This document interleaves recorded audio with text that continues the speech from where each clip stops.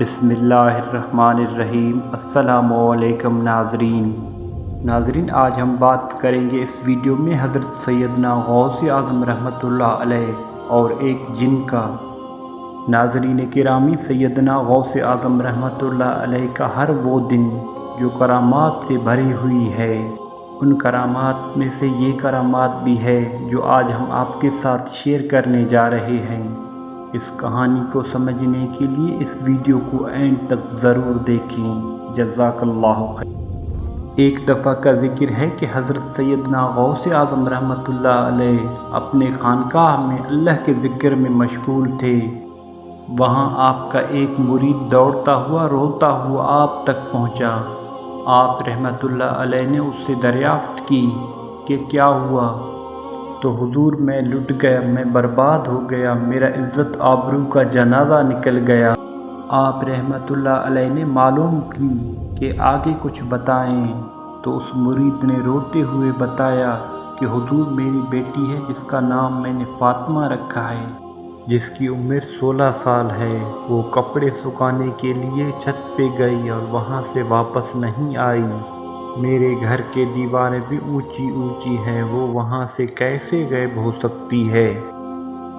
हुजूर, आप कुछ करें, मेरी बेटी मुझे ज़िंदा और सही सलामत इज़्ज़त व आबरू के साथ चाहिए। उसी वक्त आप रहमतुल्लाह अलैह ने अपनी आँखें बंद की और उसके बाद आप रहमतुल्लाह अलैह के ऊपर हैबतदारी हुई।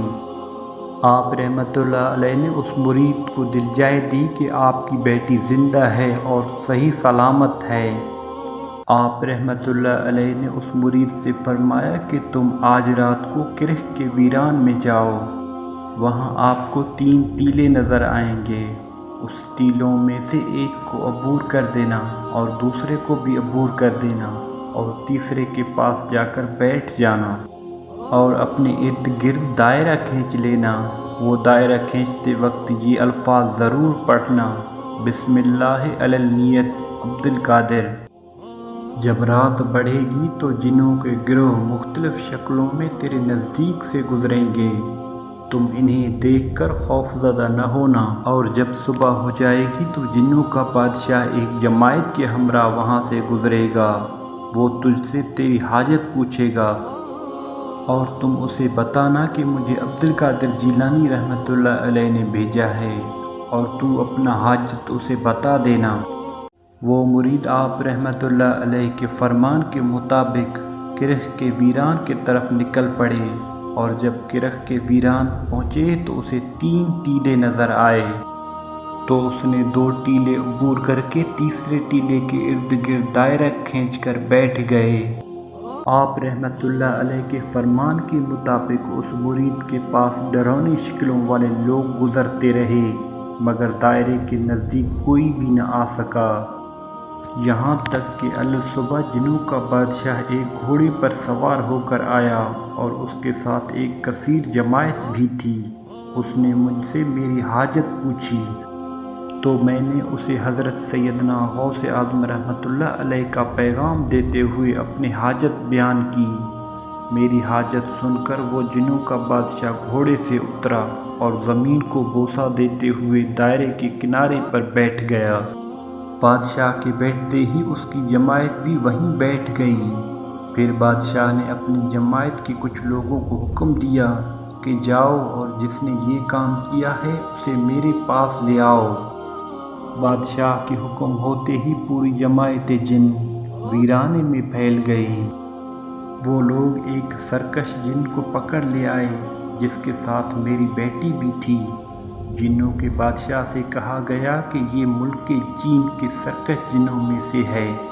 बादशाह ने उस जिन को मुखातिब करते हुए कहा कि तुम्हें कुतुब के वक्त के कदमों के नीचे से लड़की उठाने की जुर्रत कैसी हुई। उस सरकश जिन ने कहा कि हुजूर, मैं इस लड़की पर आशिक हो गया था। ये बात सुनते ही बादशाह जिन उठ खड़ा हुआ और हुक्म दिया कि इस सरकश जिन का सर कलम कर दिया जाए। उसके बाद मेरी बेटी इज़्ज़त व एहतराम के साथ मेरे हवाले किया गया। ये सब देखकर मैं हैरान व परेशान रह गया। اس کے بعد میں نے بادشاہ جن سے کہا کہ تم نے حضور سیدنا غوث اعظم رحمۃ اللہ علیہ کا حکم بجلانے میں کوئی کسر نہ چھوڑی۔ بادشاہ جن نے کہا وہ گھر بیٹھے ہم جیسے سرکشوں کو دیکھ لیتے ہیں، خواہ وہ کتنے ہی دور کیوں نہ ہو۔ جب اللہ عز و جل کوئی کتب مقرر کرتا ہے تو اسے جن و انس سب پر قدرت عطا فرماتا ہے۔ اس کے بعد بادشاہ جن نے حکم دیا کہ ان دونوں کو عزت و احترام کے ساتھ ان کے منزل مقصود تک چھوڑائیں۔ بادشاہ جن نے عرض کیا کہ میرا سلام حضرت سیدنا غوث اعظم رحمۃ اللہ علیہ کے بارگاہ میں پیش کرنا۔